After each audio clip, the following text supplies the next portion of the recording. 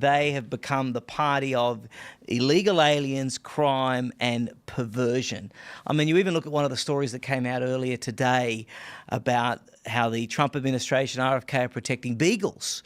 The beagles have been, killed. Fauci. Right, the evil Fauci. Yep. And it used to be that kind of stuff was just the domain of the left, right? But now they've ceded everything pretty much to conservatives, to the Trump people, and that's just a sign of their decline. The media is just an arm of the DNC, really, when you break it down. I just ignore them. They provide absolutely nothing. So, I think the Democrats are in a very bad way. I don't know about you guys, but for me, since the 20th of December, it's been like Christmas every morning. It's been pretty great. Whether it be their takes on illegal immigration, which is one of the pillars that Donald Trump was elected on. And part of the reason why I think Donald Trump still has a generally positive opinion or favorability is because of his success at the border, right? That was the thing that he made such a big deal about when he first ran in 2016. It's what he really ran on in 2020, in 2023 leading or 2024 leading up to this election. And he's really delivered. Like, so the situation at the border, there's no longer thousands of illegals coming over. I'm sure there are plenty of people out there that'll say, well, they haven't deported enough, and I'd be among them, right? I would love to see every single person that came here illegally sent home. I would love it. But he is delivering on the things that people really care the most about, and I think that really matters. As for the Democrats, whether it's their take on the border or people like State Senator Scott Wiener in California making remarks like, well, if there's a sex offender registry, that's gonna be a bad thing for the LGBT lobby. And it's like, well, wait a minute, why? That's a funny thing to say, but those are the kind of things that you get from the Democrats. They don't want to actually protect the vulnerable. They don't want to protect women in women's spaces. They want men to be able to go into those spaces. They don't want to protect children. They don't want to protect anything at all that is good and wholesome. They literally always side with the bad guys, and they've been doing it vocally and with enthusiasm for the past, at least for the past 10 years. His inauguration speech was a stark contrast to the entire Democratic Party's platform. 100%. It was like a return to law and order, beauty and legacy. Yes. I love those things. Shane, you're on the money. Look, Democrats, they'll crush your business. They'll get you killed by an illegal. They'll make your home unaffordable.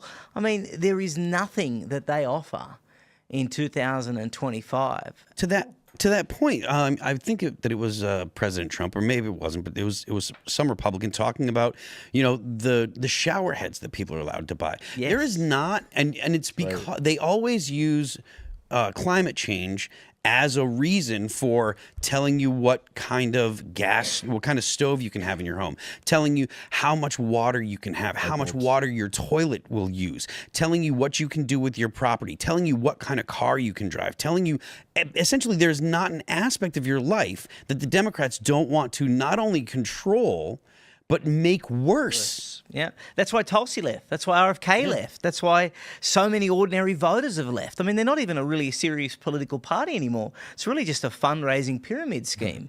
Well, Trump came out and he was rather moderate, and he offered up a bunch of reasonable solutions to issues that people were concerned about. Hey, let's secure the border. Hey, let's deport illegal immigrants. He was always on about that. He was favored by a lot of union guys. The tariffs are favored by a lot of the auto manufacturers. The Democrats don't understand. They keep approaching Trump as whatever, everyone hates him, so whatever he does is bad. Okay, well, if you do that, you'll be on the wrong side of everything. Trump need only just say reasonable things. It says the joke, if Trump came out in favor of oxygen, they'd hold their breath.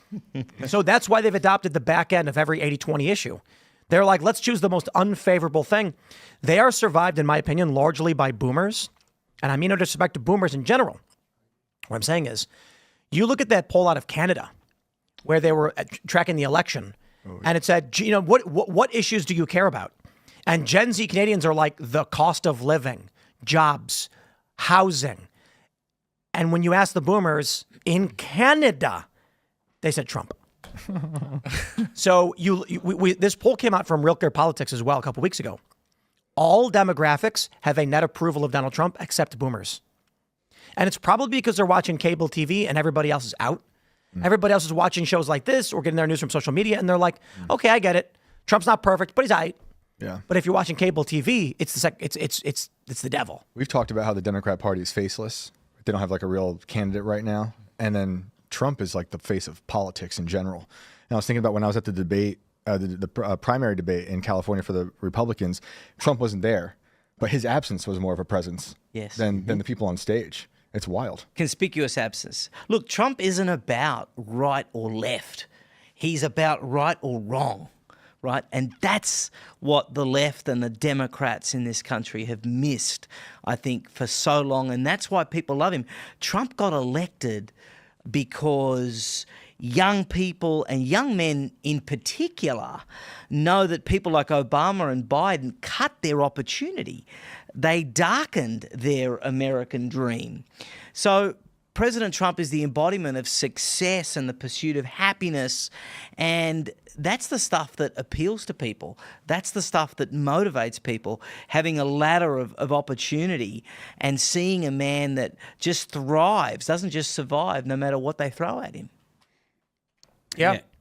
The point that you make there, Nick, that he thrives, he really does take whatever's thrown at him, and I mean, he manages to capitalize on it in a way that, in my opinion, is actually fairly unique when it comes to modern politicians. And it might be because of his experience in the business world. It might be because of his experience in the media. I'm not sure exactly what it is. But he really does capitalize on all of the negative things that they throw at him. He really has managed to figure out how to take whatever it is they throw at him and turn it around.